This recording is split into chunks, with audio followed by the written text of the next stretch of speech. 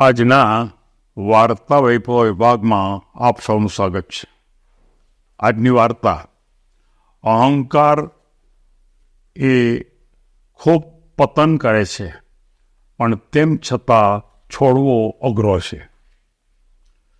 આપણને સૌને ખબર છે કે અહંકાર કે અહમ એ હંમેશા પોતાનું પતન થાય છે આખરે, પણ તેમ છતાં માણસ એને છોડી શકતા નથી. અને આ વાતને સમજાવવા માટે મારે એક ઘણા વર્ષો પહેલાંની એક વાર્તા કહેવી છે. ઘણા વર્ષો પહેલાં હિમાલયના વિસ્તારની અંદર એક રાજા એક અમુક વિસ્તારમાં રાજ્ય કરતા હતા. પ્રમાણમાં એ સારા હતા, પણ બધી વસ્તુ સારી હોવા છતાં એનામાં અહમ બહુ હતો. બહુ સારું કરે, ખૂબ સારું કરે, પણ એને તરત જ મનમાં એમ છે કે મારા જેવો કોઈ નહીં, હું આવું કોઈ કરી ન શકે, હું જ કરી શકું, અને મેં આ બધું ખૂબ કર્યું, એમ અહમ બહુ રહીએ. મિત્રો, કોઈ પણ માણસ સારું કરે અને પછી એ સારાપણાનો જો અહમ આવે તો ખરેખર એ સારાપણાની જે ભૂમિકા છે એની અંદર પણ કચાશ રહી જાય. પણ રાજાને ખબર પણ હતી, પણ રાજા એને છોડી શકતા નહોતા. ખબર નહીં કે કઈ રીતે, પણ એને છોડી શકતા નહોતા. કોઈ એક વખત એક બહુ મોટા ધર્માત્મા ત્યાં રાજાના રાજ્યમાં આવે છે. ત્યાં અનેક જગ્યાએ એ પોતે પોતાના પ્રવચનો આપે છે.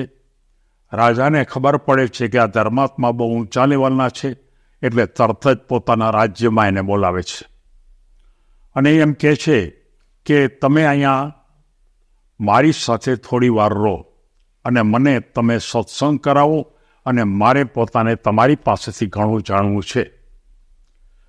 કેટલાક પ્રશ્નો પણ રાજાએ તે ધર્માત્માને પૂછ્યા, અને જ્યારે એનું કામ પૂરું થયું ત્યારે રાજાએ ધર્માત્માને એમ કીધું કે મારે તમને કંઈક આપવું છે. તમે મને જે જ્ઞાન આપ્યું એને કારણે મારે તમને કંઈક આપવું છે.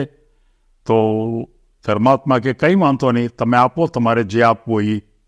ત્યારે એમ કહે છે કે તમે જો આ અમારો ભંડાર છે પૈસા ખૂબ, એમાંથી તમારે જેટલા જોતા હોય એટલા તમે લઈ લો.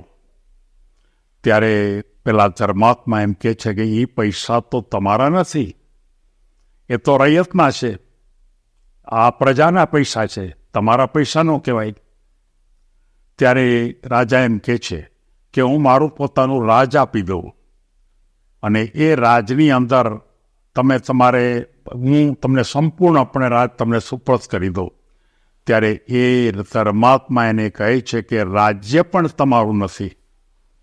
રાજ્ય માટે તમને સમાજનું કામ કરવા માટેની જવાબદારી તમારા વારસોએ આપેલી છે.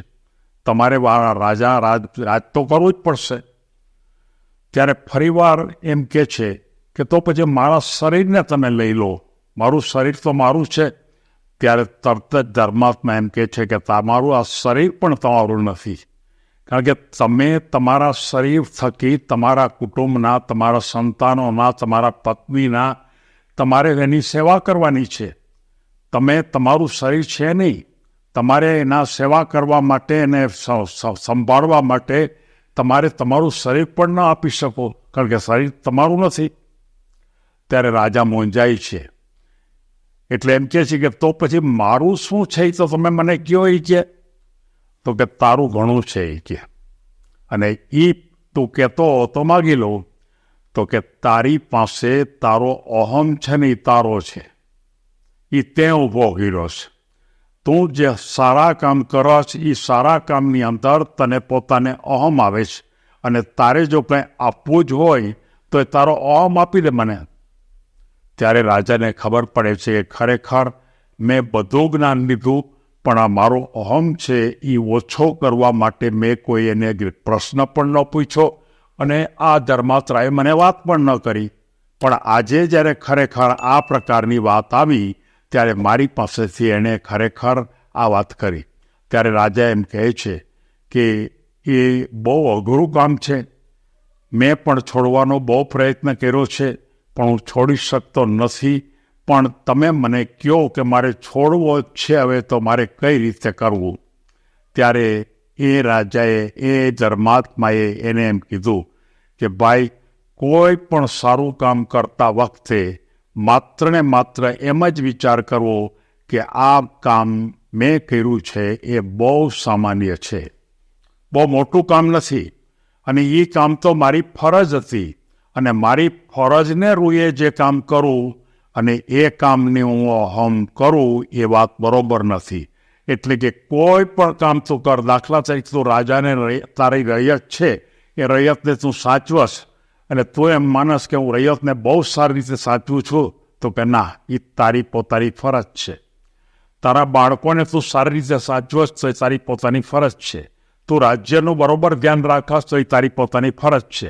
એટલે તારી ફરજ હોય એમ તું જો દરેક કાર્યને માનીશ તો આપોઆપ તારામાંથી અહમની માત્રા ચાલી જશે, અને જ્યારે અહમની માત્રા ચાલી જશે ત્યારે તે મને આપ્યું કહેવાય.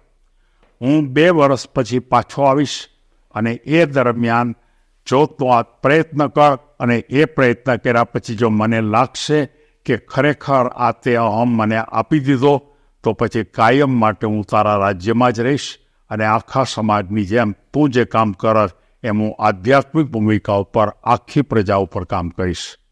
સૌને ધન્યવાદ કહેતા પહેલાં મારે એક વાત કહેવી છે કે આ દુનિયામાં ખરેખર આપણને સૌને ખબર છે કે આ અહમ એ પતનનું કારણ છે.